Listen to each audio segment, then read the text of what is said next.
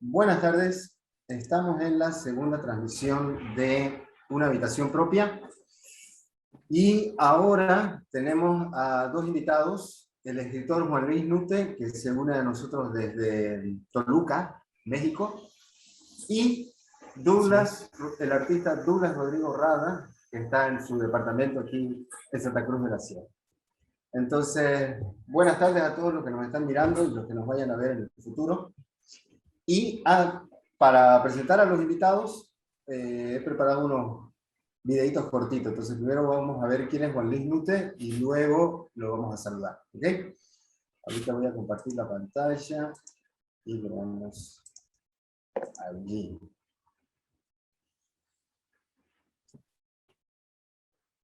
Juan Luis Nute, Una habitación propia.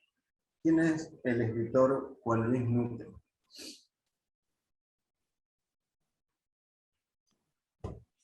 Nació en el Distrito Federal, México. Es egresado de la Escuela de Escritores de la SOGEM. Publicó los libros de cuentos Anécdotas Sedientas, 1999, Imágenes Ligeras, 2006, Bestiario Amoroso, 2015, y Cuerpos Pánicos, el año 2018.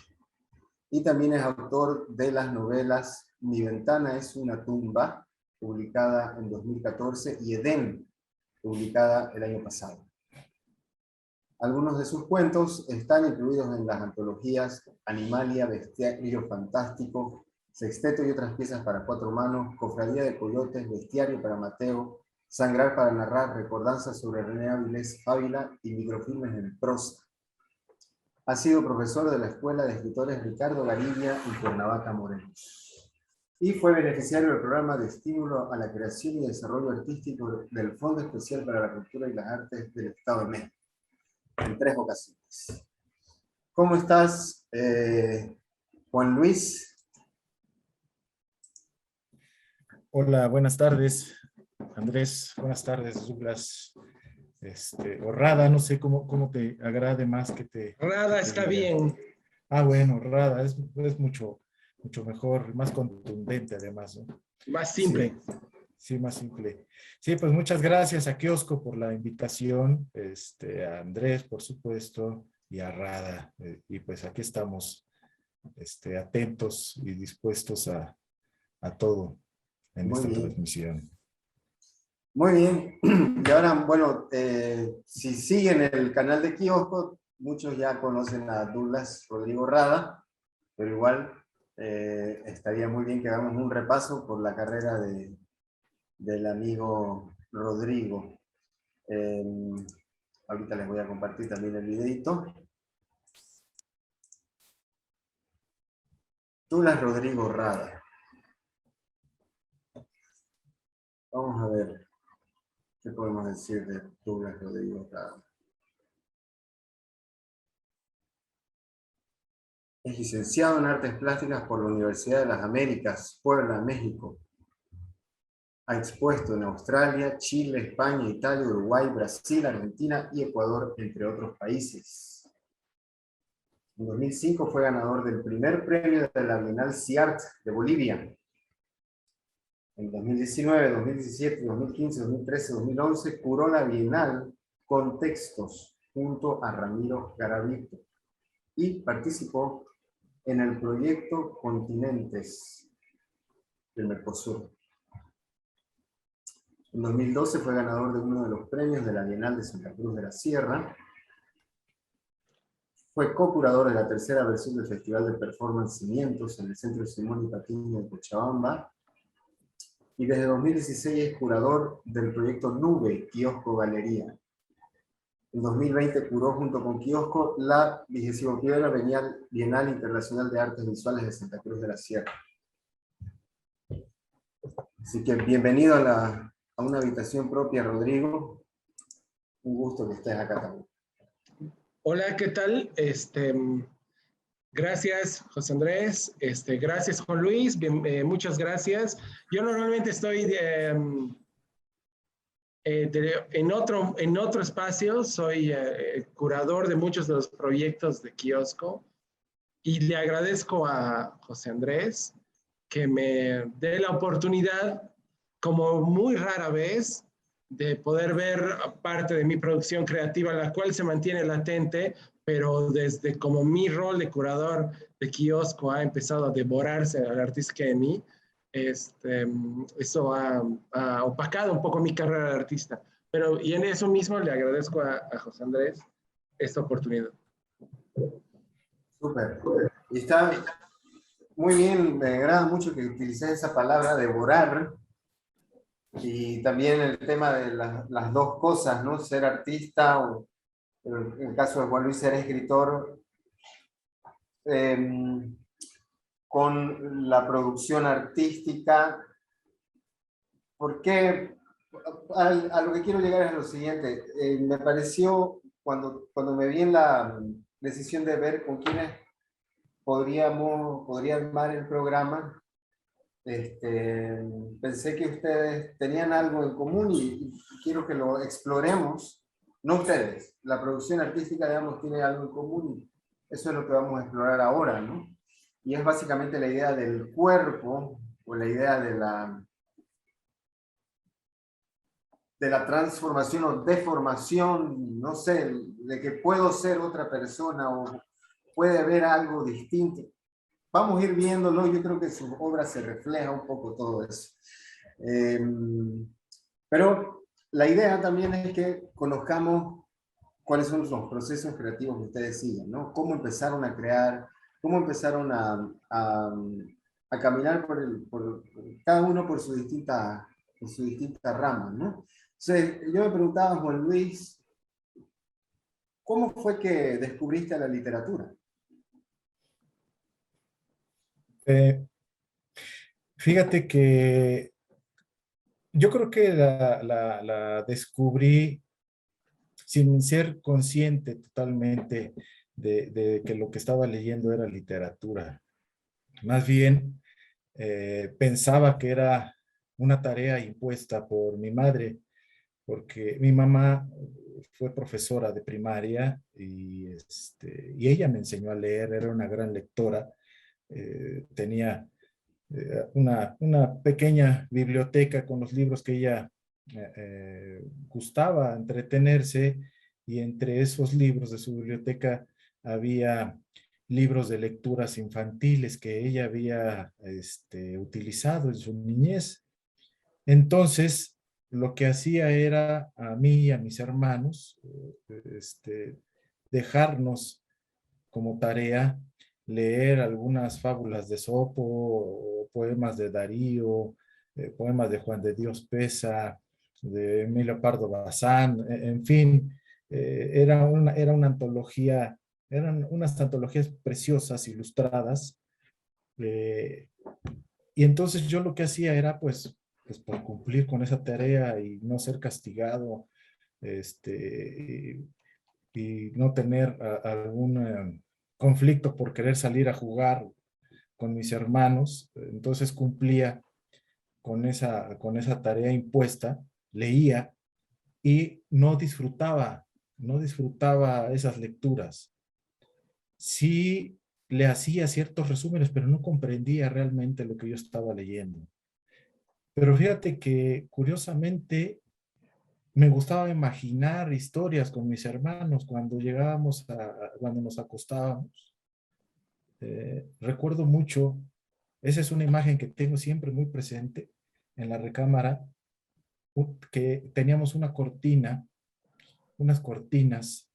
que estaban estampadas con un paisaje como japonés. Había una pareja que va caminando, una geisha, con su sombrilla, y al lado, no sé si era una dama de compañía o algún niño, y se ven ahí los cerezos, unos árboles que van tratando de subir un puentecillo que atraviesa un río. Entonces eso me estimulaba mucho la imaginación, entonces comenzaba yo a imaginar, a relatarles a mis hermanos lo que posiblemente sucedía en esa imagen de la cortina. Siempre fui muy dado a imaginación, a lo lúdico de las posibilidades que te puede dar la observación y, y traducirlo eso con palabras, ¿no? Y yo creo que también tiene que ver eso porque yo escuchaba a mi abuela, a mi propio padre, contar anécdotas de su niñez. Entonces, eso yo creo que me fue preparando para acercarme a la cuestión de la narración. Ya cuando me fui más consciente de lo que era leer y de tener el gozo de un lector, fue cuando superé un poco cuando estaba superando más bien la adolescencia.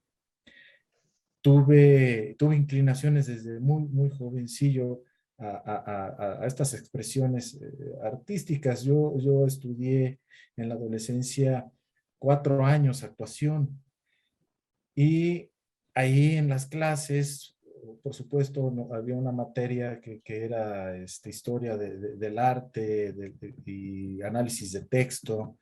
No me acuerdo que otras donde nos exigían una lectura, lecturas abundantes y acuciosas y además críticas, ¿no? Ahí fue donde comencé a formarme más como lector y a tener conciencia de lo que tenía que leer y descubrí que prefería escribir que estar actuando a los personajes que leía en las obras de teatro, ¿no? Se me hacía más interesante imaginar las situaciones de los personajes, imaginarlas yo mismo, crearles peripecias, que yo encarnara a estos personajes. ¿Lo primero que escribiste fue teatro? Hice algunos intentos ridículos, desafortunados, más bien fueron monólogos, que tenían mucho que ver con esta cuestión de adolescencia, más bien eran exabruptos, como una especie de catarsis de todos estos conflictos del adolescente, que está tratando de hallar una voz, una personalidad, de encontrarse en el mundo que está descubriendo, ¿no? Y sobre todo porque sí estaba yo en un conflicto muy extraño. Todos mis compañeros eran muy mayores. Yo era el único menor. Todos tenían, el que se acercaba un poquito más a mi edad tendría yo creo que unos 25 años y los demás ya estaban en los 30, 40 años quizá, ¿no? Entonces, imagínate cómo sería, pues, enfrentarme a un mundo desconocido, porque pues, ya manejan otras tesituras, otros gustos, ya tienen más corrido el mundo, más explorado, y yo apenas estaba conociéndolo, ¿no? Interesante, porque además el tema del adolescente que empieza a... O sea, es el inicio de casi común, ¿no? Tengo que tratar de entender quién soy, ¿no? Y me imagino que en el caso de Rada debe haber sido algo similar, estando no sé si empezaste a dibujar en La Paz o en Cochabamba, pero debe haber sido extraño ser un muchacho que dibujaba las cosas que dibujaba a esa edad. ¿Cómo empezaste, Rada? Yo conozco algo de tu historia, por eso te hago ese comentario. Es que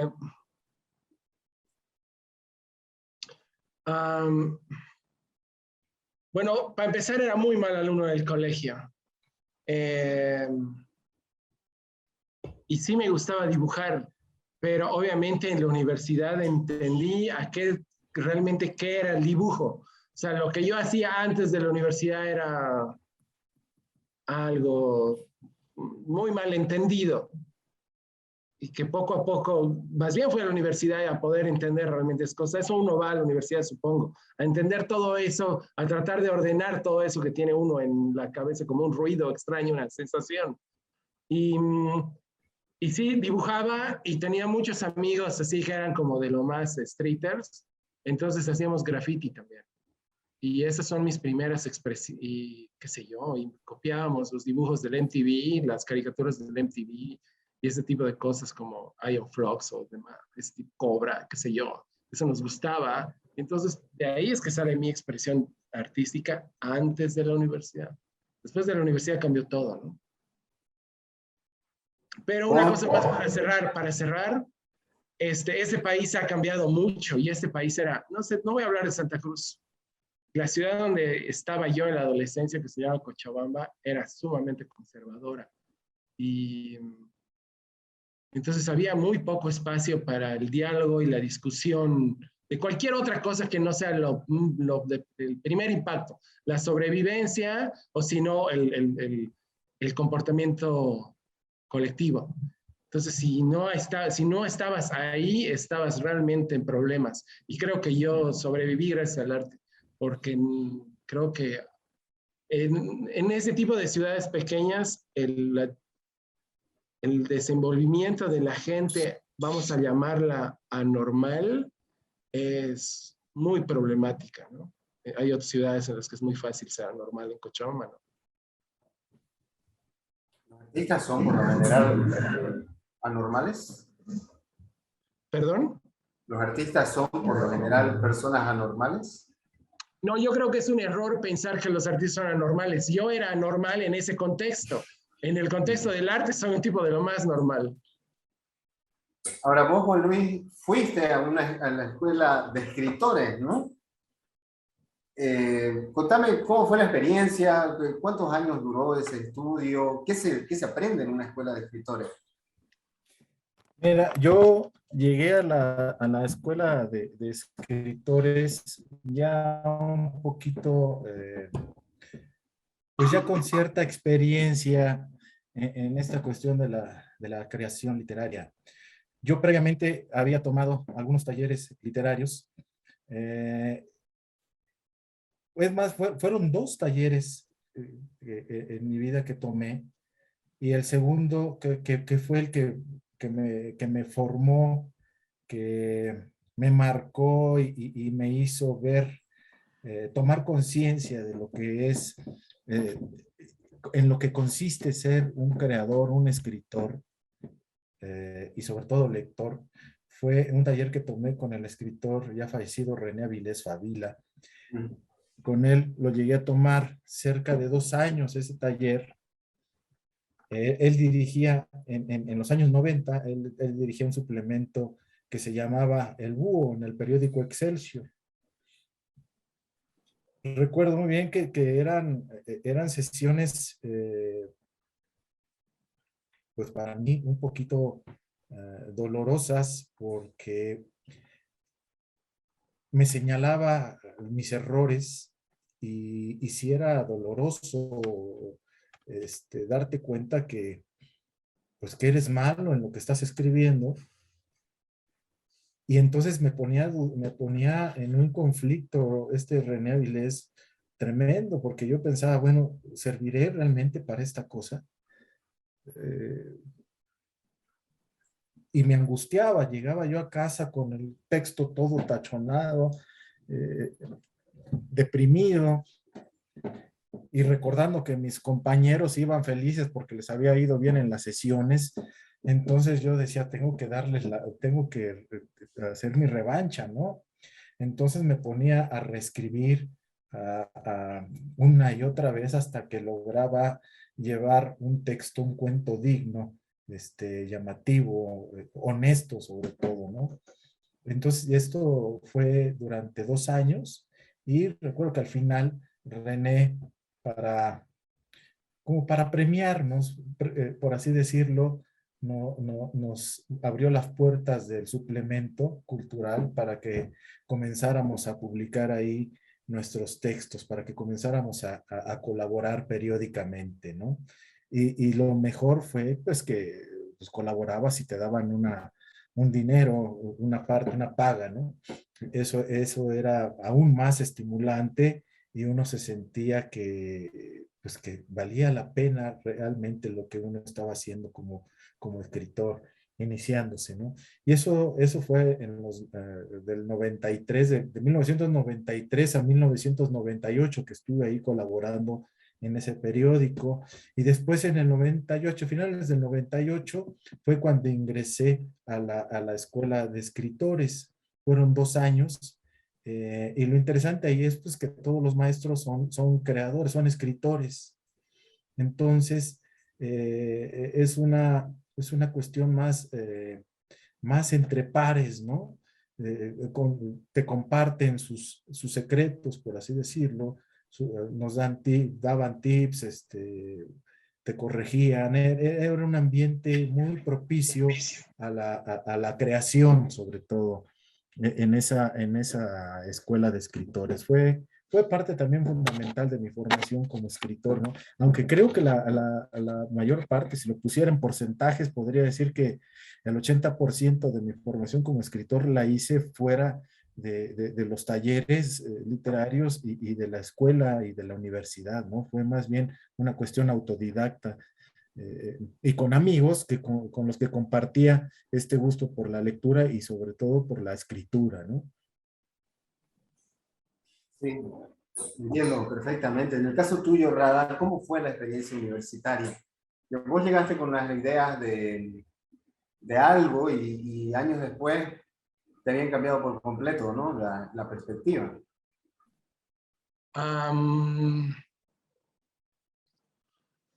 Ese es un detalle bien importante porque, claro, yo soy de la primera generación de artistas que ha sido educado ya bajo las lógicas del arte contemporáneo. Creo que ya gente, digamos, un poquitito mayor, todavía tenía educación un poco más tradicional. Creo que en México, donde estudié, por ejemplo, la gente que me educó ya era gente que no había sido, no, era gente que no había recibido educación en arte contemporáneo. Mónica Castillo, Abraham Cruz Villegas, que no era mi profesor, pero me enseñó mucho.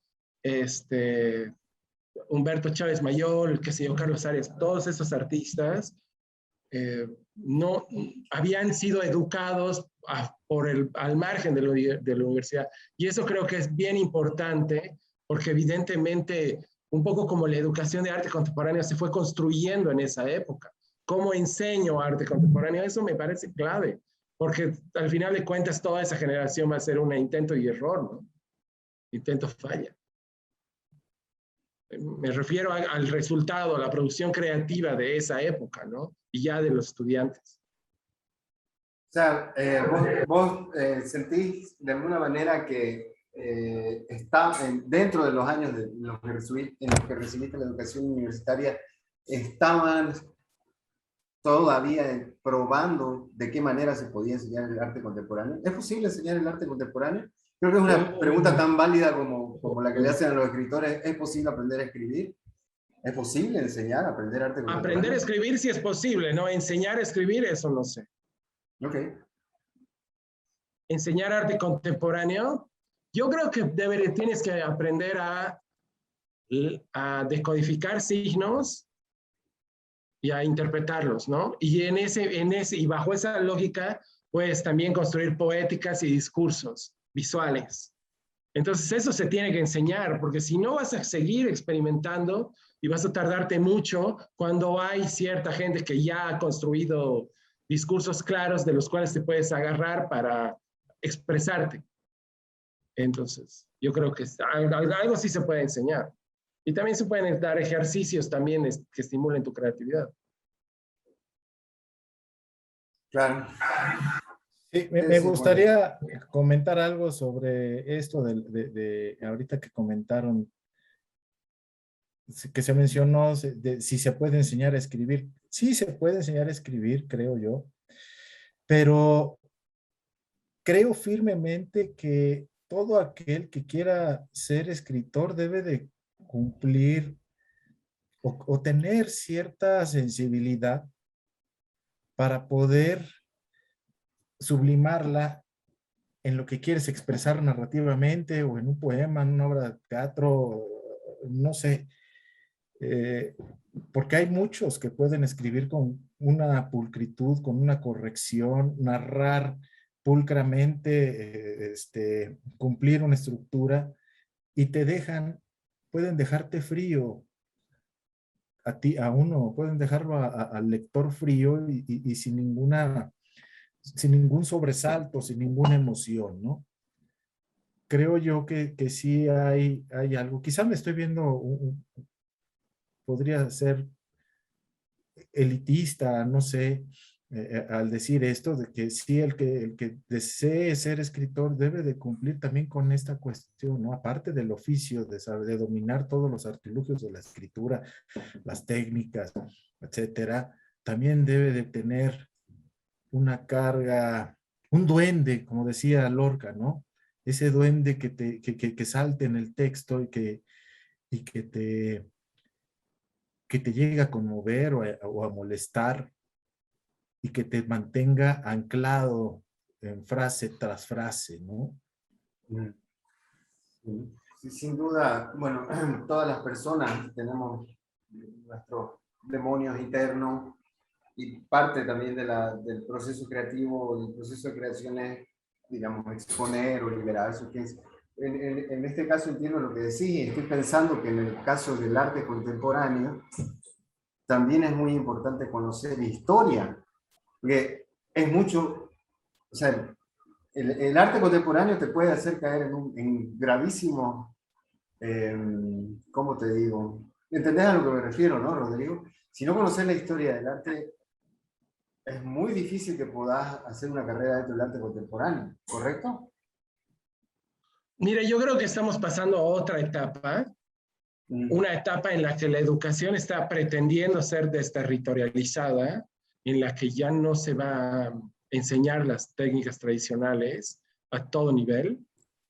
Y, y creo que esto, no sé si se va a conseguir, pero evidentemente implica un reto educativo para saber cómo se puede conducir a los artistas hacia un lugar certero, vamos a decir, hacia dónde los conduces si no les enseñas a través de una normativa que representa la historia. Es un reto, me parece que hay mucha gente que está tratando de experimentar, mientras tanto se va a seguir enseñando a través de la historia. Ahora, no sé, hay gente que ya habla sobre la muerte de la historia, pues, llevan varios años hablando de eso más bien, pero no sé si es todavía posible enseñar sin historia, no lo sé. Bueno, en el caso a lo que yo me refería es que bueno, vamos a verlo, vamos a empezar a ver las obras para que vayamos entendiendo un poco de qué estamos hablando, porque, por ejemplo, en el tema del arte contemporáneo, Rodrigo, es tan importante la idea o el concepto que está trabajando el artista, que el objeto se convierte, como vos decís, en un símbolo, ¿no? O sea, el objeto ya no es para lo que sirve, sino que se transforma. En un signo. En un signo, exacto. Entonces, empecemos a ver algunas obras tuyas, ¿ya, Rada? Y de hecho, vamos a empezar por unas obras de la exposición que se llama Tregua. ¿Ok? ¿Ahí se ve? Sí. Ya. Bueno, es el texto de Tregua, ¿no? ¿Sí? Ajá. ¿Qué dice? Es evidente que Dios me concedió un destino oscuro, ni siquiera cruel, simplemente oscuro. Es evidente que me concedió una tregua. Al principio me resistí a creer que eso pudiera ser la felicidad. Me resistí con toda mi fuerza. Después me di por vencido y lo creí. Pero no era la felicidad, era solo una tregua. Ahora estoy otra vez metido en mi destino y es más oscuro que antes, mucho más. Es una novela, ¿no? De Mario Benedetti. Bueno, es el final de la novela La Tregua de Mario Benedetti. Okay. Eso era como lo que aparecía como el texto de sala en la exhibición. Ahora sí estamos viendo todas las imágenes, ¿no? Sí. Para aclarar, Hay unas agujas que están pegadas en el dibujo. En el caso de las prótesis de las piernas, son agujas. No son dibujos de agujas, son agujas de metal pegadas en el papel.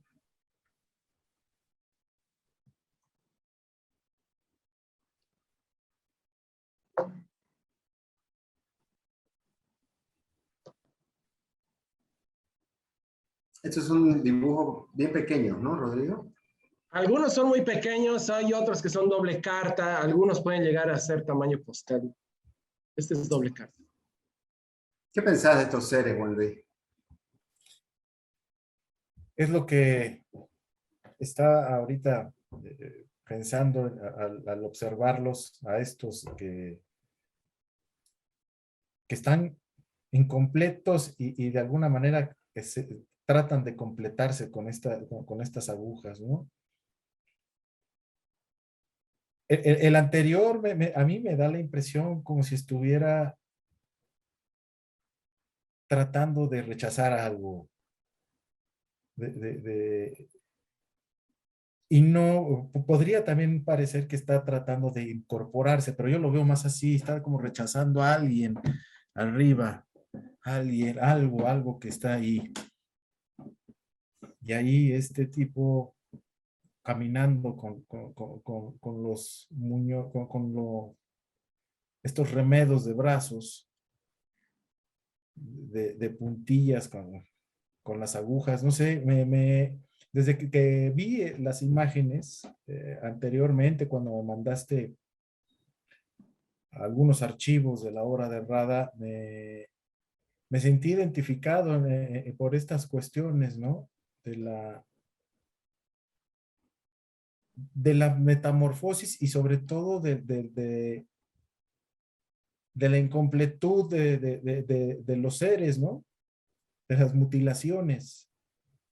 La mutilación no precisamente te puede remitir a una metamorfosis, pero gracias a una mutilación puedes hacer una metamorfosis, ¿no? Te transformas, te reinterpretas. Eso es lo que he pensado ahorita al ver todo esto. Y bueno, hay mucha ironía. El anterior, el chupón, enchufe, se me hace también una metáfora a esta conexión con la madre, ¿no? Yo lo interpreto así.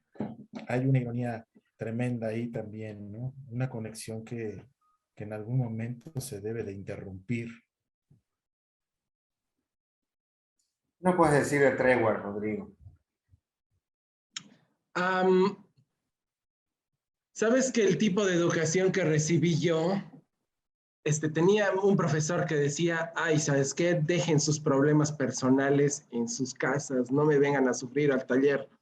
Y entonces yo me acuerdo mucho de eso y me pongo a pensar, esta debe ser una de las únicas series que yo he realizado que tienen una referencia, que son autorreferenciales, una serie autorreferencial. Es la única. Hay otra más que se llama Metamorfosis, que está por ahí. Pero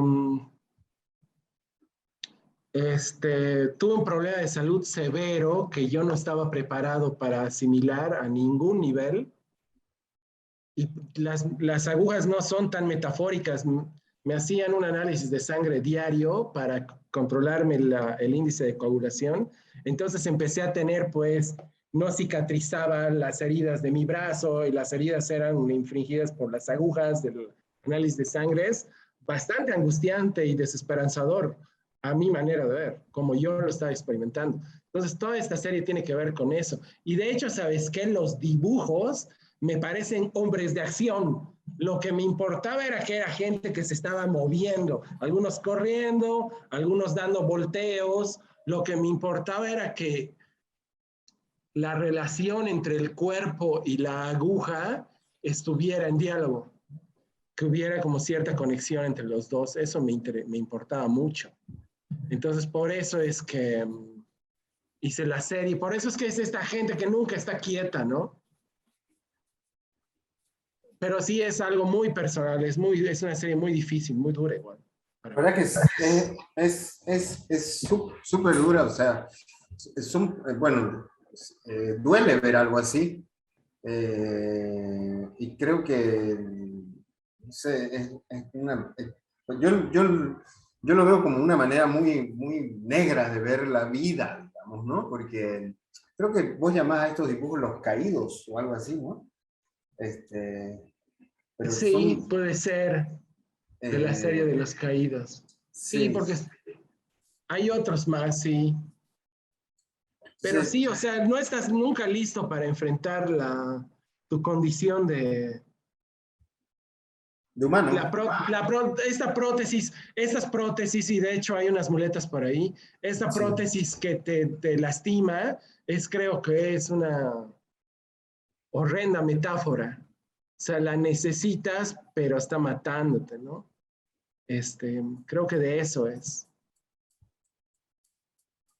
Mira como, no, interesante, cómo con unas cuantas líneas y un par de agujas se logra expresar algo tan potente, ¿no? Pero es una serie grande, sí, son como 50 dibujos. Es, la, porque la, ese año estaba prácticamente encerrado, no salía a ningún lado. Entonces simplemente iba al médico y regresaba y hacía esto. Ahora sí estaba enfermo, ni sí, modo, sí. ni modo. Esta, esta imagen me hace recuerdo a la famosa frase de Einstein, ¿no? Que Dios no juega a los dados. Hasta es que yo no creo en Dios, ¿no? Pero mierda, tuve una embolia, entonces estoy en el hospital y todo el mundo empieza a encomendarte a Dios y yo estoy fastidiado porque la verdad es que cuando me muera, ¿dónde diablos me voy? Pero ¿sabes qué? Ahí no. Así que, entonces tener que tener conversaciones espirituales o religiosas en el hospital cuando estás enfermo no es lo que quieres. Por eso es que hice esta obra, porque me parecía que el azar, cualquier cosa que me podía suceder era fruto del azar, no estaba en mis manos y estaba al lado de la espiritualidad de los demás. Y eso es lo que yo pienso en esta obra. Ahora sí es cierto que tiene una referencia fácil a León Ferrari, una obra completamente diferente, pero sí es como un ensamblaje con una cruz, que es una obra emblemática de un argentino de los años 60 durante la dictadura. Que, Y la cruz de Cristo es un avión, ¿no? ¿Correcto? sí, la Sí, cruz es un avión, es un caza. Ajá. Pero bueno, yo tenía mi propia manera de protestar sobre lo que me estaba sucediendo en estas obras. ¿Vos considerás que estos dibujos son un acto de protesta? ¿O solo esta obra? No sé, cuando me muera lo único que estoy seguro es que me moriré solo y quién sabe a dónde iré. No voy a empezar a refugiarme en mitologías histórico, no sé. No voy a decir más, que me va a dar algo, pero no, Ya. definitivamente ahí no estaré. Bueno, como vos dijiste, es una serie son una serie de obras muy, muy personales, bastante personales, ¿no? Y también, justamente en el tema de, de arte y vida, bueno, la escritura también a veces no, el escritor muestra mucho de sí mismo, ¿no? Hay una novela tuya, Juan Luis, que es Mi ventana es una tumba, correcto, ¿no? sí, Quisiera que leamos el inicio de esta novela. No sé si es la primera novela que publicaste. sí, sí fue la primera, la primera novela. Ya tenía un par de libros de cuentos antes Ujú. de la novela. ¿Qué año la publicaste? ¿Qué año te publicaron esta novela? En el 2000, 2014, sí, 2014. 2014. Después fíjate que hasta el tercer libro fui un escritor que quizá un poco flojo o inseguro para publicar. El primero lo publiqué en 1999 y después el segundo 6 años después y el tercero otros 6 años después, ¿no? Entonces, esperaba que maduraran las cosas. Pero bueno, adelante. Sí, sí, sí. De hecho, yo considero que el inicio de esta novela es bastante contundente, ¿no? Ya se está ejecutando la presentación. ¿Cómo es? Ah, perdón. Voy a dejar de compartir esto.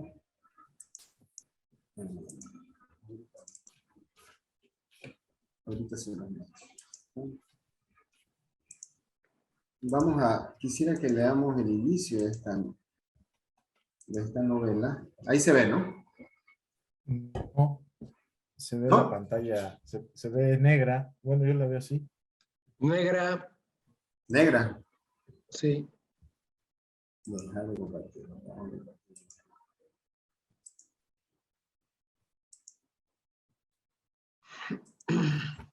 ¿Y ahí? Igual, Negro. si quieres, en lo que la logras compartir, le doy lectura al el primer capítulo, pues, que es muy breve, ¿no? Sí, es bien cortito. Ah, mira, ya lo tienes. ¿Ya se ve? Sí. Sí. Ya.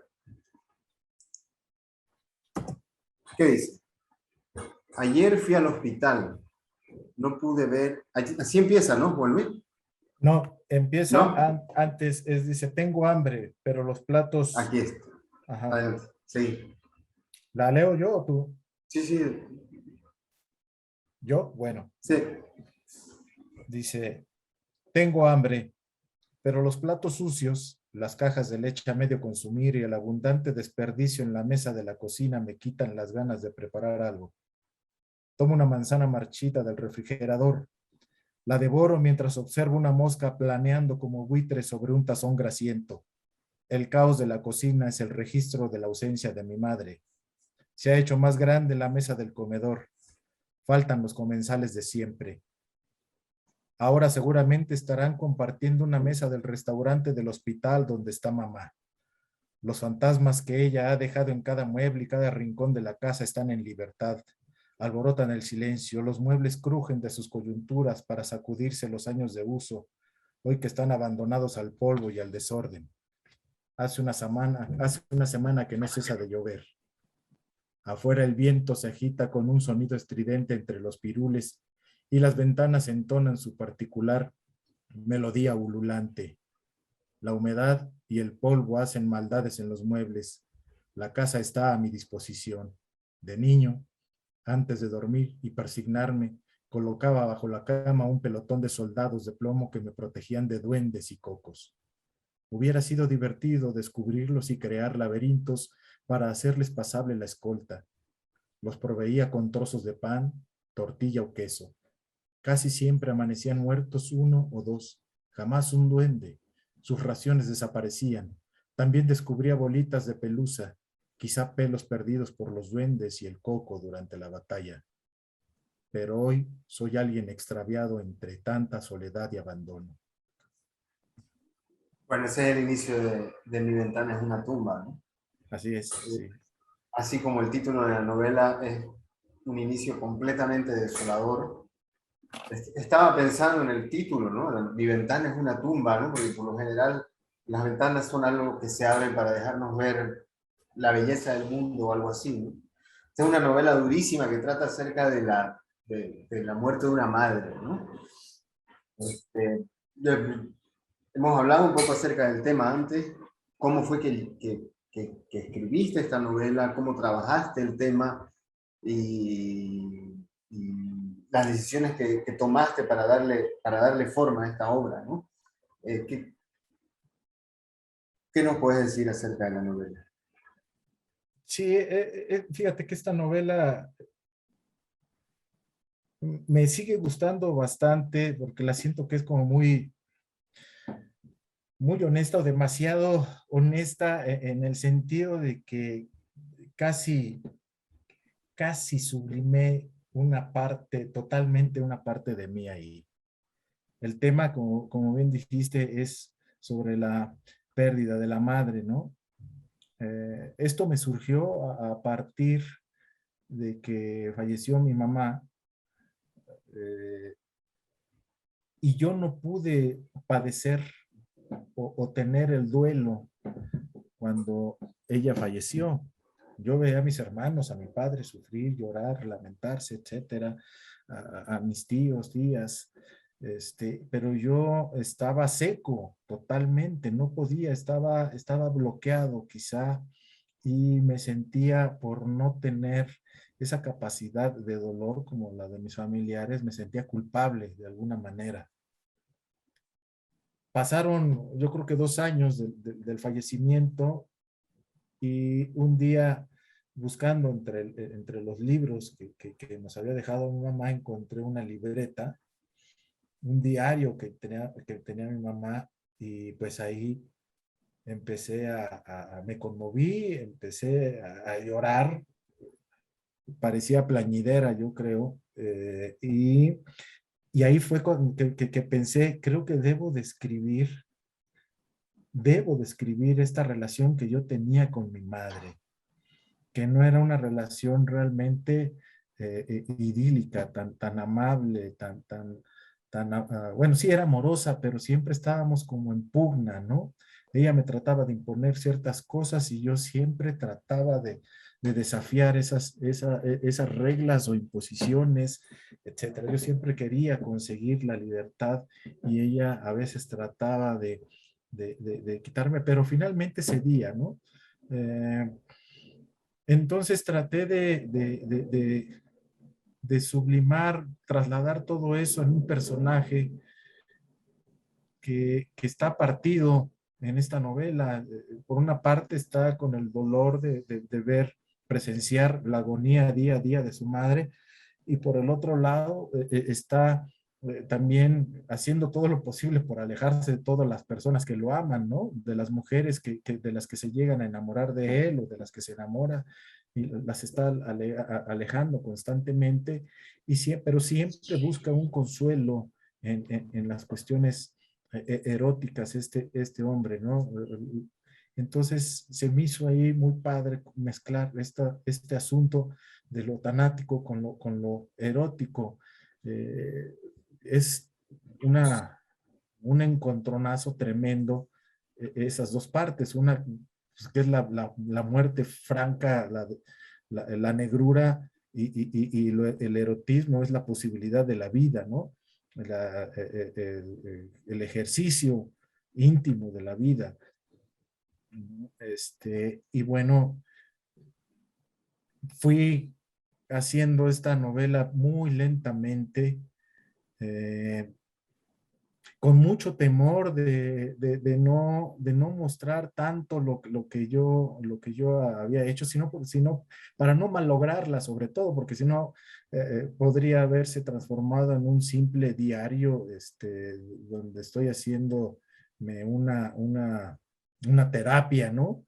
Entonces lo que quise más bien es transformar, darle una dimensión más literaria a esto que yo viví, a ese dolor, y cubrirlo de otras características a este personaje, para que tuviera una vida real, que fuera vivo este personaje, el protagonista, y que es el narrador de esta novela.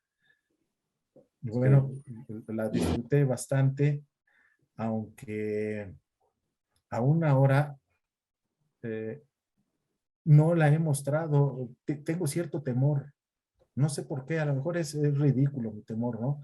De mostrarla a mi padre y a mis hermanos, ¿no? Dárselas a leer. Siempre ando negando que ya no tengo ejemplares, pero no es así. Ahí tengo algunos, pero el asunto es de que siento que si la llegan a leer, algo los va a tocar nuevamente, ¿no? Entonces era una especie de exorcismo. Algo así, sí, fue una especie de exorcismo, catarsis, no sé, pero donde alteré totalmente al protagonista ¿no? Ahí, este personaje ahí padece cambios, metamorfosis, ¿no? Termina siendo un tipo afantasmado, un fantasma, ¿no? por esta decisión de aislarse, de autoexiliarse en su propia casa. ¿Y funcionó? Funcionó para el personaje, sí. ¿Y para vos? Lo intenté alguna vez, sí, sí lo hice. Y me negaba yo a tener contacto con amigos y con mis hermanos.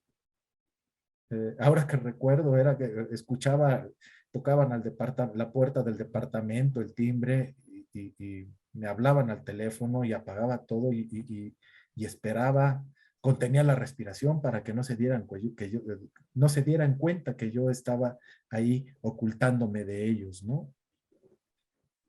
No sé por qué lo llegué a hacer. Quizá era también para una forma de sanarme, ¿no? Y sí Es funcionó. ¿Mande? sí, sí funcionó. Sí, es una novela. A mí me sorprendió. Yo no sabía, yo no conocía nada de la historia cuando la leí, ¿no? La novela.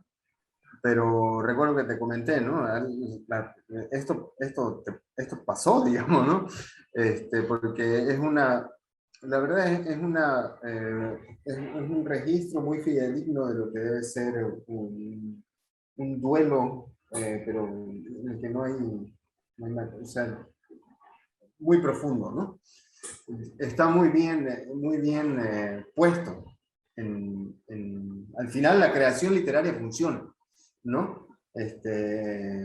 Más allá de lo que hayas tenido que vivir personalmente, la obra está construida y formada, y eso es algo duro, porque como hizo Rodrigo con su problema de salud, llegar a armar una exposición, escribir algo acerca de un suceso que te toca emocionalmente de manera muy potente y llegar a formar algo coherente, exige también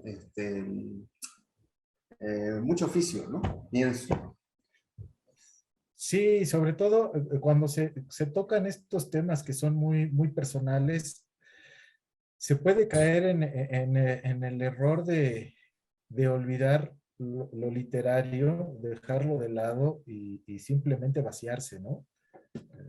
Hacer este acto de Catarsis, limpieza, de catarsis, ¿no? claro. Y que muchas veces por esas cuestiones se malogran muchas obras literarias. No sé si sucede eso en el caso Bueno, también del arte, ¿no? Pero supongo que sí. sí, Pero también creo que tanto los escritores como los artistas plásticos o los músicos invariablemente deben de involucrar sus vivencias, si no, no va a tener carnita la creación, ¿no? Eso es en lo que le da vitalidad y permanencia a una obra, el involucrar las propias vivencias, ¿no? en el caso de Tregua, Rodrigo, ¿qué decisiones recordás que debiste tomar justamente para cuidar eso, ¿no?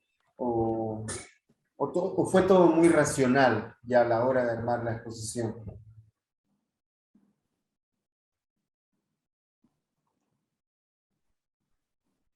Um, no, las costras en mi brazo estaban generando mucho miedo en mí.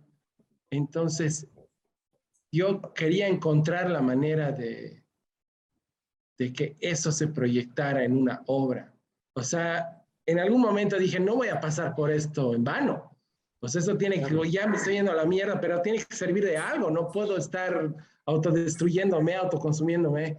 Y por eso es que decidí hacer la serie, porque ya se iba a morir haciendo arte, carajo. Bien. Bueno, hay otra exposición tuya que quisiera que veamos solamente algunas obras, Las más porque aterradoras del mundo. no sé a cuál, estoy hablando de la exposición que se llama Meter, Poner, Sacar, Ah, ya, Sacar, Poner, ese es Meter. más light. Pensé que ibas a Ese- mostrar Metamorfosis, como me dijiste ayer. Dale. pero sí, después las vamos a ver esas. Pero creo que aquí, bueno, lo que empezaste a hacer en Tregua Este es no, no lo llamaría continuación, pero es realmente... ¿Ahí se ve? Sí, Ya no se ve, ¿no? no. Ya. Tengo problemas para manejar esto. Y ahora sí. ¿Ahí se ve? No. Ahí sí. Ahí ya. Ya. Ahí no. Ahora se ve. ¿Se ve? No. No. No se ve. Bien. Mantener, compartir. Ahí. ¿Se ve? Ahí sí. Ya. Ya. Ok. Pero ha cambiado de imagen, no es la misma.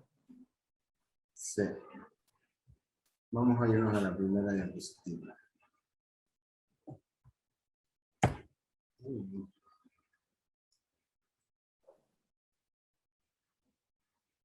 Muy bien. ¿Cómo se llama esta expo?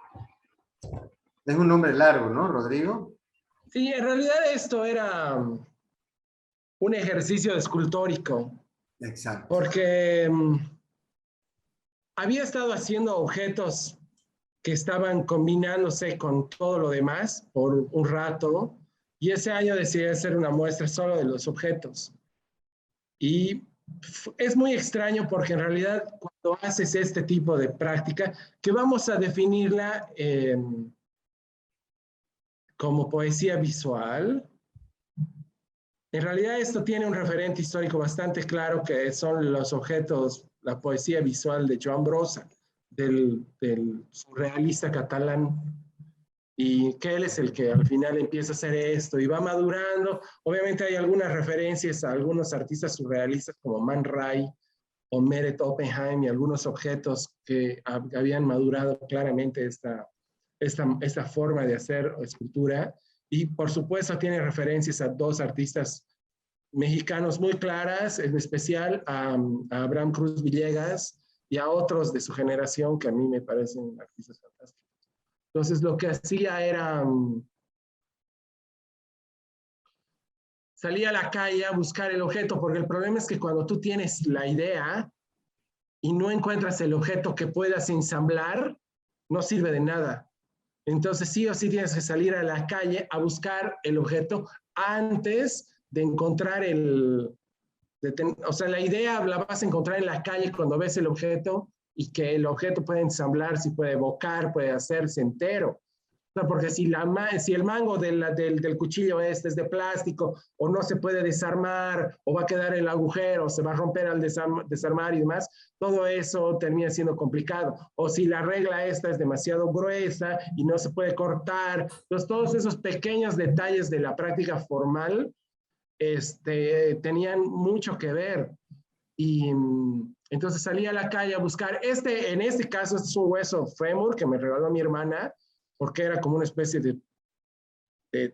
¿cómo le dicen? De cetro, de carnavalero, que tenía mi hermana en su dormitorio y me lo regaló y de ahí es que hice la obra. Entonces, al final de cuentas era un ejercicio escultórico de ensamblaje, pero tenía como varias cosas que se relacionan claramente con mi propia práctica, ¿no?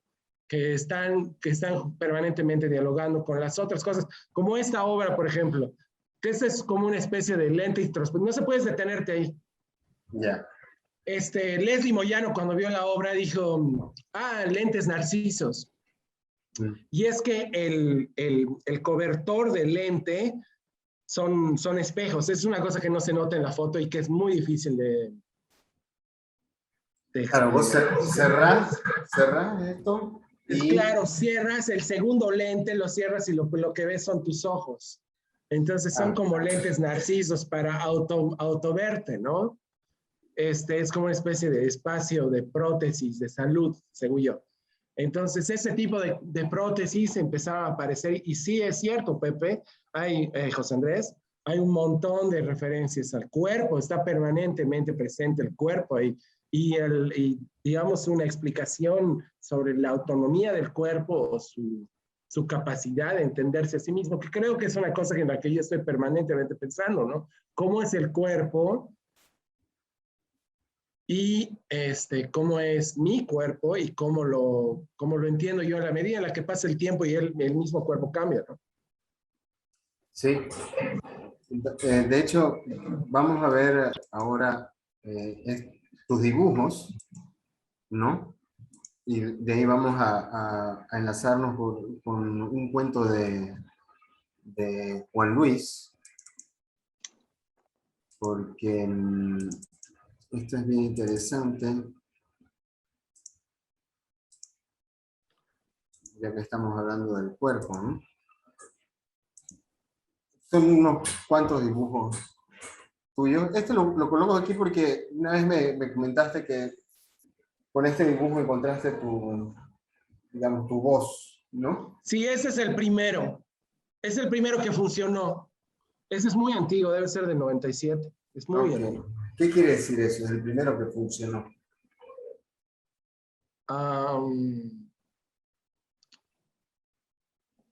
Porque cuando vas a la universidad creo que la idea no es que hagas dibujos y no era la idea cuando yo fui a la universidad en esa época. La idea era justamente que trabaje otro tipo de lenguajes más, vamos a definirlos como contemporáneos. Y yo necesitaba encontrar una forma de expresión que, que me, no sé, que me permita autoidentificarme. Y ya habían algunas cosas, el dibujo estaba claro, el color estaba claro, porque la negritud del negro es parte del discurso. Y en algún momento este personaje se empieza a mirar a sí mismo, o sea, es como una especie de laberinto borgiano en el cual la mancha se convierte en sí mismo y se mira, ¿no? Entonces, me parece que, qué sé yo, ahí empezó todo, según yo. De hecho, es un dibujo en un cuaderno. Claro. Dibujas mucho el cuaderno y después lo llevas a un muro, ¿no? Sí, sí. Este es como mi bitácora, ¿no? No puedo vivir sin ella.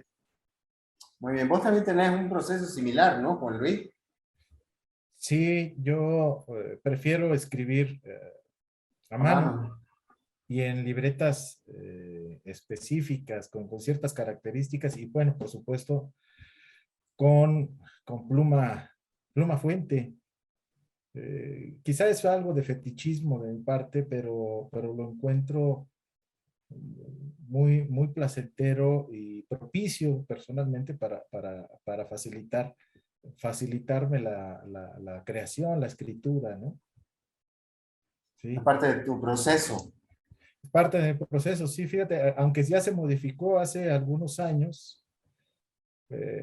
tenía el proceso era más largo, escribía primero a mano, después pasaba eso que estaba a mano a la máquina de escribir y después de eso lo trasladaba a la computadora. Y en cada traslado, pues hacía alguna corrección, iba depurando el texto, ¿no? Ahora nada más me conformo con la pura escritura a mano y ya después lo traslado a la computadora. Quizás sea un poco como de pereza llegar a hacer todo ese proceso, eh, pero así es lo que hago y me parece muy bueno cuando digo la computadora para cumplir algo y ya, nada más, ¿no? Claro. Ahora, Rodrigo, estos son las metamorfosis, son los deformes, ¿no? Amputados, les digo. Amputados. Ahora, uno es solo dibujo y el otro ya está en un espacio, ¿no? Está dibujado en un muro, ¿correcto? Sí, pero es muy tramposo porque en realidad, sabes que yo me llevaba muy bien con Roberto Valcárcel y había hablado miles de veces con Roberto Valcárcel sobre muchas cosas. Y él cuando vio el dibujo de la izquierda, hace muchos años ya, Lo Ajá. entendió. En realidad son amputados, pero no necesariamente están amputados. Es la misma perspectiva que puede darte la sensación de que hay algo que falta. Porque, por ejemplo, el de la izquierda simplemente puede haber doblado la rodilla, pero no necesariamente hay un miembro faltante. Y el dibujo de la derecha, es que ya son dibujos que son menos, son tal vez más conceptuales, más tiesos de lo que son hoy en día. Tienen 25 años o más. Entonces el de la derecha es un dibujo en perspectiva de mi propio cuerpo, es un dibujo grande que mide Sí. obviamente 1,70, que lo hice yo mismo con mi silueta en la pared, con un marcador. Y eso a mí me parece divertido porque es un dibujo de tu representación en 2 dimensiones. ¿Cómo representas tu propio cuerpo en 2 dimensiones? Entonces, sí funciona, extrañamente. Es un dibujo muy raro y muy poco conocido. Sí, a mí, hay muchas referencias que podría hacer cuando miro este dibujo, ¿no? Pero realmente creo que había algo terrorífico en tus primeros dibujos, ¿no? Cierta idea de que algo terrible iba a ocurrir o está ocurriendo, ¿no? De la persona que mira en el hoyo estos seres que más allá de que tengan la rodilla doblada o no, no se los ve completos, ¿no? Están de alguna manera, y este otro que está deforme, o estas manos. Estos no son tan antiguos, pero, Andrés. No, ya estamos saltando, ¿no? Porque Sí. vamos a llegar a algo. La línea aquí es mucho más sutil, pero las manos son imposibles, ¿no? Sí. Hay algo aquí bien interesante, ¿no? Lo que estábamos hablando del cuerpo, y ahorita lo vamos a unir con un cuento de Juan Luis, porque yo pienso que ahí es donde las obras de ustedes dos hablan, ¿no? La relación del cuerpo. Este es un muro, ¿no? Es un dibujo enorme, mide más de 4 metros. Estuve una semana haciendo rayitas ahí. Eso es lo que es impresionante de este dibujo, ¿no? Incluso me parece el siguiente, ¿con este ganaste la Bienal en Santa Cruz de la Sierra? Sí. Pero ¿No? sabes que cuando hice la residencia kiosco el 2007, los dibujos funcionaban chiquitos y no funcionaban grandes. Y Ajá. con mis dos queridos amigos, Ismael Randall Wicks y Gandalf Gavan, con los que hice la residencia, todo el tiempo hablábamos y decían, no, es que funcionan los chiquitos, pero cuando los tiras cuando lo tiras a la pared, se muere el dibujo. Y yo estaba consciente de que eso estaba sucediéndome, bien consciente. Y bueno, ese funcionó, ¿sabes? Es un dibujo grande, 1,70 por 1,20 en un papel enorme, pero sí funcionó y es de ese año. Pero aún así era un reto porque no todos funcionan y miércoles te vas a tardar 10 días en darte cuenta que la obra no está funcionando. Es un proceso medio sádico. Vamos a ver un detalle, ¿no? Para hacer algo así hay que trabajar con un grado de compromiso muy alto, ¿no? Porque tu cuerpo aquí está también como una vez me dijiste, ¿no? Dibujar algo así tengo que pensar en cómo voy a mover mi cuerpo. Sí, no, claro, porque en realidad tienes que encontrar la manera de movilizarte porque no va a fluir, si no, no vas a terminar nunca. Y vas a morir en el intento porque yo creo que tu cerebro va a desesperarse. Es muy difícil. En el fondo yo creo que estas obras son muy espirituales, no religiosas, espirituales, porque tienes un montón de calma y tranquilidad para hacer estas obras, si no, lo que hacer eso. Exacto. Ahora, hay todo un camino, ¿no? Desde los deformados a esto, ¿no? Desde los amputados a esto y a esto, por ejemplo, que creo que todavía no lo has. Son una de las fotos que me mostraste de lo que estás haciendo. Aquí hay color, y te puedo decir, son obras bellísimas, ¿no? O sea, bueno, debe haber mucho que te has quitado de encima, ¿no? Muchas cosas que ya no te molestan, muchos temas que ya están resueltos, y ahora estamos entrando a una etapa que a mí me emociona mucho ver este tipo de obras porque puedo decir que veo alegría, ¿no? ¿Qué sé yo? No, oye, no sé, Che, el otro día que me comentaste, me hiciste un comentario el otro día, no creo que sean como ni angustiantes, ni desesperanzadores, ni violentos mis dibujos, aunque no me creas. Sí son autorreflexivos, sí, pero nunca me expongo a mí mismo a este lado oscuro, no soy capaz de meterme ahí. Yo en mis dibujos tengo una mentalidad bastante positiva sobre mí, sobre la vida, sobre todo.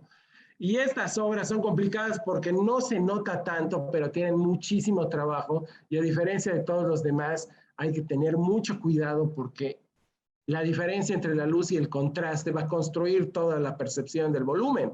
Entonces hay que hacerlo, me tardé demasiado, tenía como guías para no desconcentrarme. Es muy difícil de hacer algo así, es muy delicado y si te va la mano pierdes, pues tienes que empezar de nuevo. ¿Qué guías? ¿A qué te referís con guías para no A que desconcentrar? hay un asunto entre la luz y la sombra que tiene que estar muy bien representada porque si no, no te da la sensación de volumen. ¿Mm? Entonces todo eso tiene que estar muy claro, las sombras de los bordes y la relación entre la luz y la sombra en la parte interior tiene que estar súper bien hecho. No puedo hacer, no, o sea, no es como normalmente que los hago así en 3 segundos y son dibujos automáticos. Esto no, eso es otra cosa. Sí. Ahora sí es súper político, ¿no? Esas obras son súper políticas. La trenza de colores es profundamente política. La trenza también puede ser de colores. Eso termina siendo sumamente boliviano y termina siendo casi pitita. Casi. Muy bien.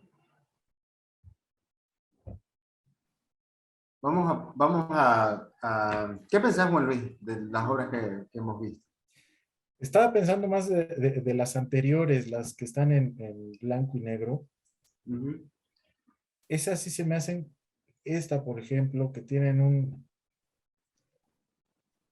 toda esa oscuridad que rodea a este personaje. ah, Ujú. no sé, se me hace como bueno, ahí demuestra como cierta placidez, tranquilidad, pero hay algo que se cierne, igual con que en el otro, el del pozo, ¿no? Sí. Ahí esa me angustia bastante. No sé si yo soy el que está viendo, el que está arriba o el que está abajo. Entonces es algo que a mí me angustia personalmente, ¿no? Al observar esa imagen. Estas manos también eh, es la plasticidad las posibilidades que te da la mano Mm. pueden ser también, pueden asustar también, ¿no? Depende de cómo las veas, cómo las interpretes, lo que hagas con una mano, ¿no? Pueden Sí, ser aquí, ¿cómo? no, no, no sé, yo las considero, a mí me dan terror, ¿no? Pero, pero creo que es parte del efecto, ¿no? O sea, también, ¿no? El hecho de que estén en blanco y negro, que sean líneas, que sean tengan, ¿no? Además, Pero bueno, no son aterradoras. No, estás hablando en serio que te dan terror. ¿Por qué? no, Porque, ¿qué decís, Juan Luis? no, a mí lo interesante, por ejemplo, de estas manos, este dibujo, este trazo, limpio, sin apoyarse en colores, en otras cosas, es un reto para el espectador, ¿no? Tiene que construir, terminar de ver eso Y lo importante, creo yo, es que este tipo de dibujos pueden tener más interpretaciones, más lecturas, ¿no? Sí. No dejan de ser incómodos, creo. Voy a seguir insistiendo en eso porque este, son imposibles, ¿no? Son cosas que el cuerpo no puede hacer, pero aquí te lo está mostrando. Y Por un momento cuando las vi, las manos, pensé que era como una especie de señas de lenguaje, Lenguaje de señas. de señas, sí. Vamos a ver ahora, hay un cuento tuyo, Juan Luis, Sí. se llama Aquí ya nada es igual. Ah, ya. Que es el primer cuento de Mi ventana es una tumba. No, de Mi ventana es una tumba, de Cuerpos No, de Pánicos. Cuerpos Pánicos. Exactamente. Ahorita voy a hacer un repaso por este cuento. Ahí lo vemos, ¿no? Y empieza así, mira. Lo voy a leer yo, ¿ya? Dice, desperté como una lagartija entumecida, mis músculos tensaban y distendían sus fibras para desgarrar el letargo y conseguir calor. Cuando logré espabilarme, lo primero que inundó mi mente fue que estaba ciego. Me cobijaba una oscuridad amniótica que me mantenía inmóvil, me rehusaba a que algo de mí se agitara. Debía aclarar la posición de mi cuerpo dentro de esa negrura para hacerme una idea de mi situación. Nada debía interferir a mis oídos para captar algo y así darme una noción del lugar donde me hallaba. Sentí mis pulmones hinchándose de oxígeno, lentos, silenciosos. La piel de mi rostro y de mi cuello estaba restirada, escamosa, como si lo hubiesen embarrado barniz. Y fue entonces cuando me di cuenta de que tenía las encías inflamadas y los dientes fracturados al ras. El dolor palpitaba en mis labios hinchados y heridos, al mínimo gesto se retraían. Era probable que, durante mi desmayo, mi sangre fluyera, combinada con baba, dispersándose por mis mejillas y cuello, secándose hasta apretar la piel. Sí, creo lo que quisiera destacar del inicio de este cuento es que están todos los datos colocados para que no dudemos de que el personaje narrador de este cuento ha despertado convertido en una lagartija, ¿no? La primera oración nos lo dice, desperté como una lagartija entumecida, pero es un cómo, es un símil, ¿no? Entonces nos genera la duda si querés y continuamos leyendo, pero todo esto de la oscuridad amniótica, muchas lagartijas son ciegas, ¿no? Cuando salen de su huevo igual salen de un líquido amniótico, la piel escamosa, los dientes fracturados al ras, definitivamente hay una lagartija, ¿no? Estamos hablando de alguien que despierta con un cuerpo transformado, ¿no? Nos puede hacer recuerdo a la novela de Kafka, pero bueno, la historia es distinta en este caso, ¿no? Voy a seguir hablando un poco más del cuento, porque ¿qué es lo que sucede después en el cuento? El hombre que despierta está en casa de un amigo, su amigo se llama Dapelo. Este hombre nos dice que había llegado a la ciudad para dar una conferencia cerca de la lagartija roquera, parece que es un experto en lagartijas, ¿no? Y que había decidido ir a visitar a su amigo, ¿no? Pero de pronto despierta y vuelve ya, ¿no? No puede hablar, solo emite gruñidos y escucha sonidos, ¿no? Y percibe olores, hay muchos olores en todo este cuento, ¿no? Hay muchas sensaciones, todo el tiempo, ¿no? Lo que escucha, lo que huele, lo que siente en su piel, ¿no?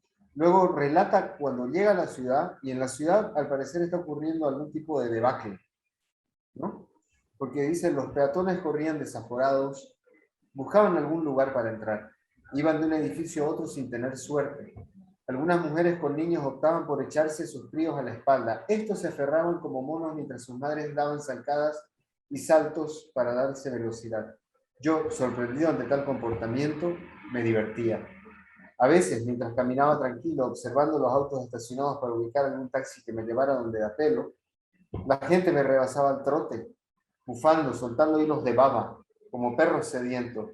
Procuraban no tropezar conmigo. Interrumpían sus carreras para observarme y luego reanudaban su correteo mientras me gritaban algo que jamás comprendí. Hay un montón de imágenes, incluso algo graciosas, ¿no? En algunos establecimientos comerciales y edificios había gente que observaba a los que estábamos en las calles. Al aproximarme desaparecían como si yo pudiese dañarlos, a pesar del cristal que nos aislaba. Y yo me quedaba allí desconcertado, indeciso entre seguir y regresar. Aquí está, ¿no? Entonces me lamenté, vi el dolor en mi mente.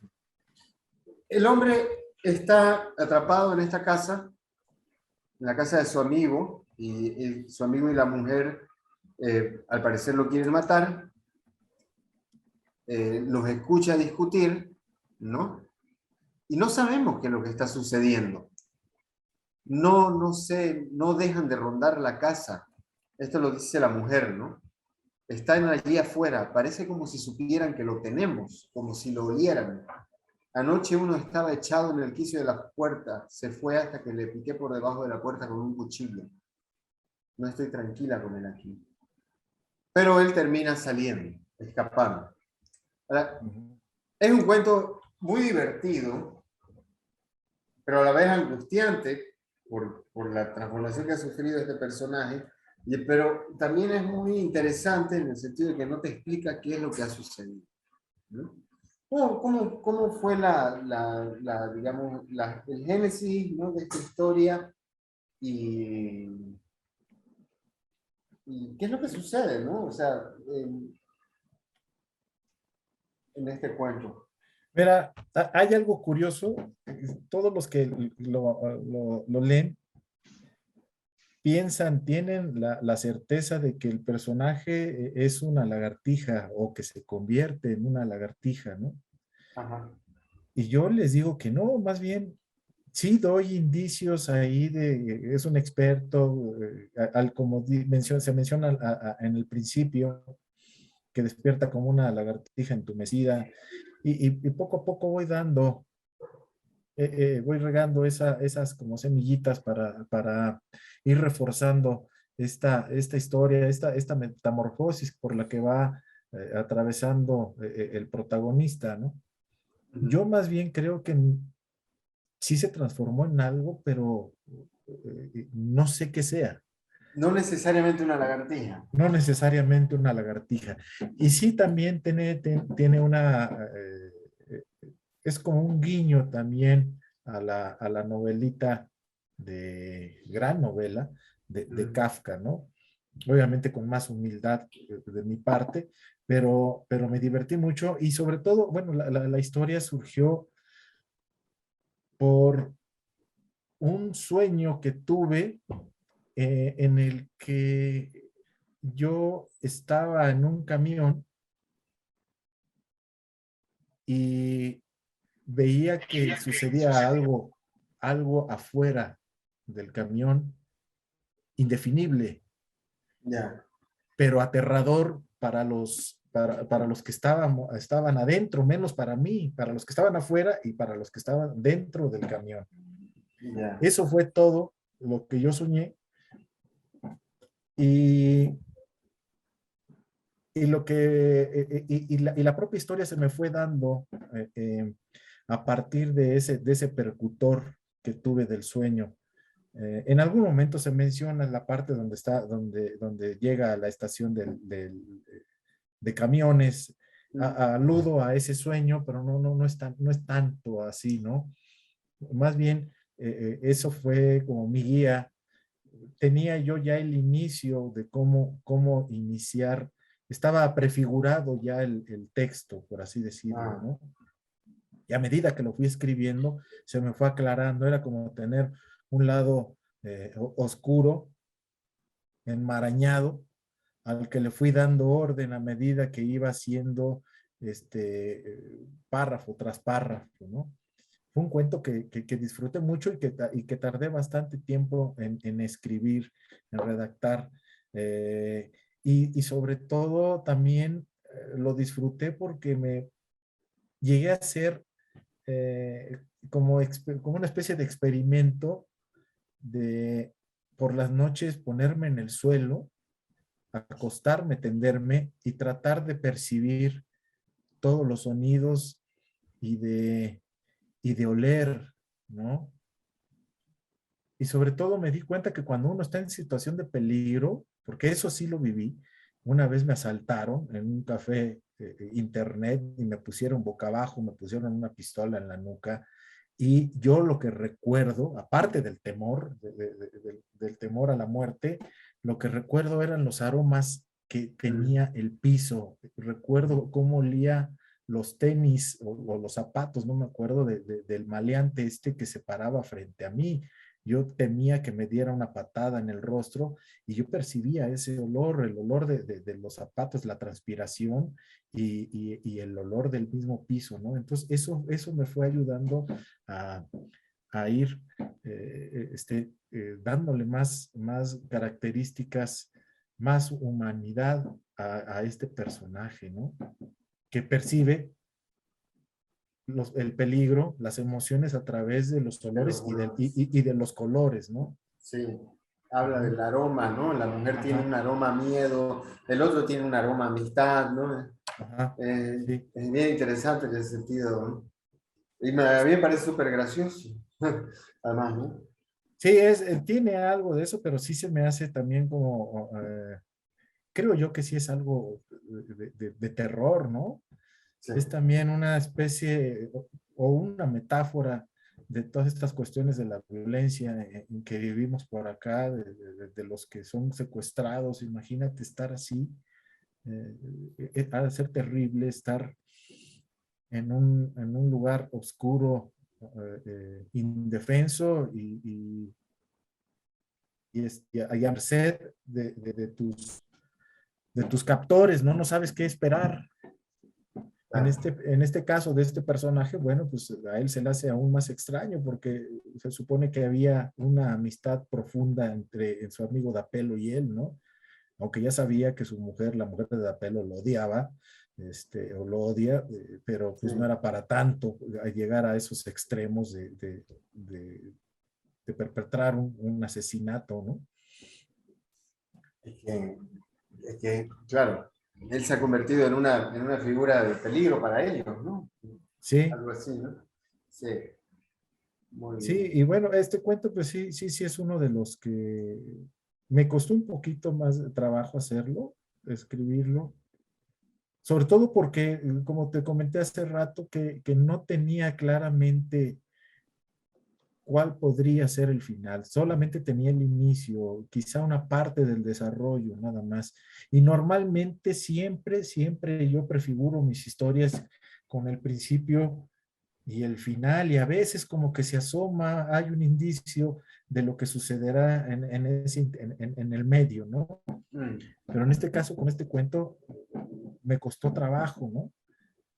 Que no estaba prefigurado totalmente. claro, Ujú. súper. Bueno, ya vamos 1 hora y media. Yo creo que hemos hablado lo suficiente, bastante. El propósito era conversar acerca de nuestros procesos creativos, conocer cómo trabajan ustedes y, no sé, también que haya una conversación al respecto. Así que este, ese sería el programa de hoy, queridos amigos. Yo estoy pensando en una cosa. ¿Qué significa que ustedes se encuentren angustiante? Y lo digo también al revés.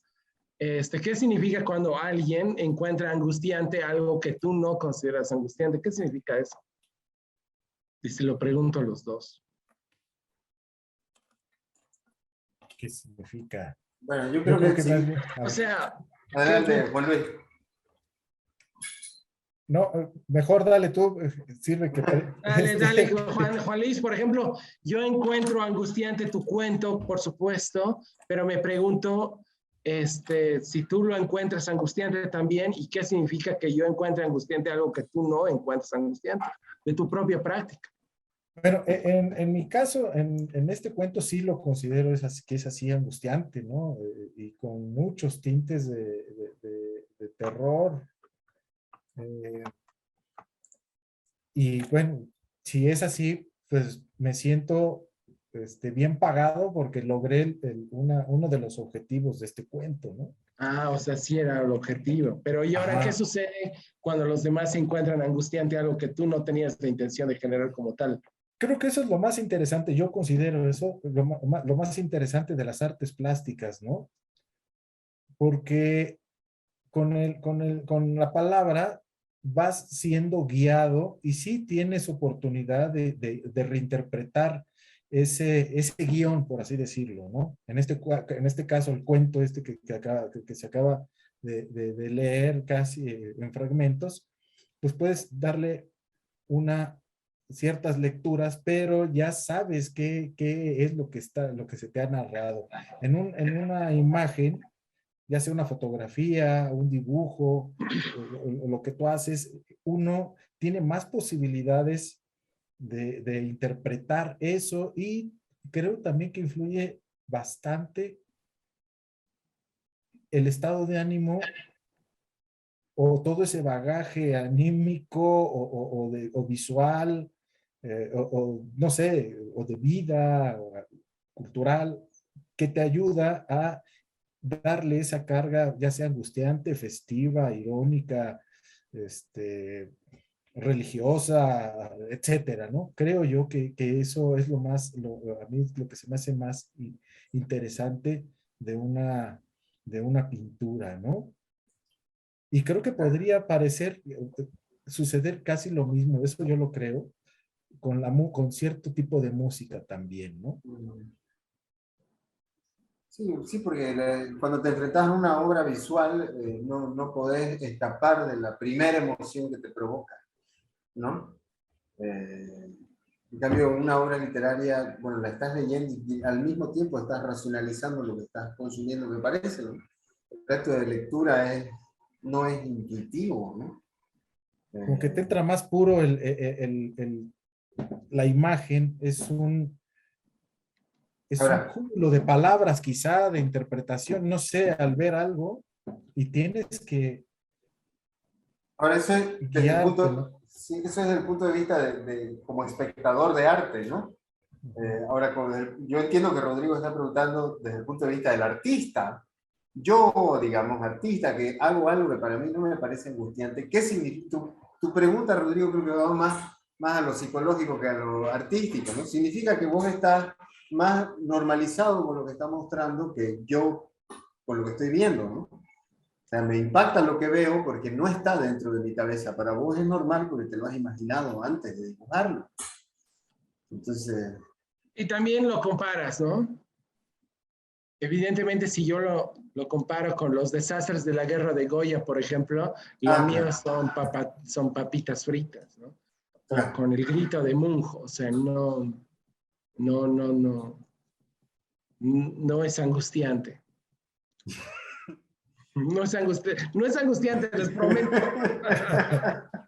No siento angustia, podría ser No siento, el nombre de tu próxima exposición, ¿no? No es angustiante.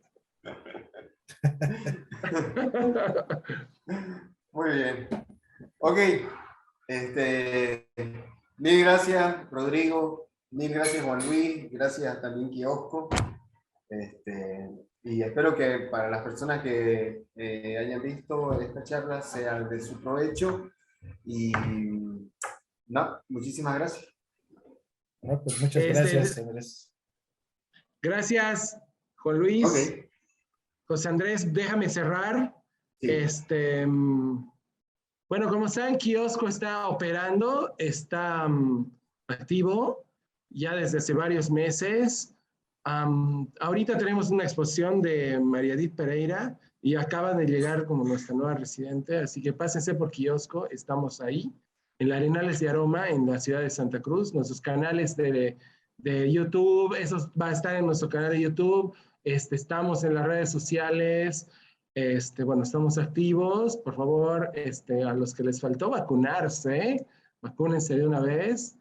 Y bueno, nos vemos la próxima. Mil gracias a los dos invitados especiales. Yo estoy en este caso invitado, José Andrés. Así que bueno, nos vamos. Gracias. Muchas gracias, Rada, Andrés, y a Kiosco, muchas Gracias. gracias.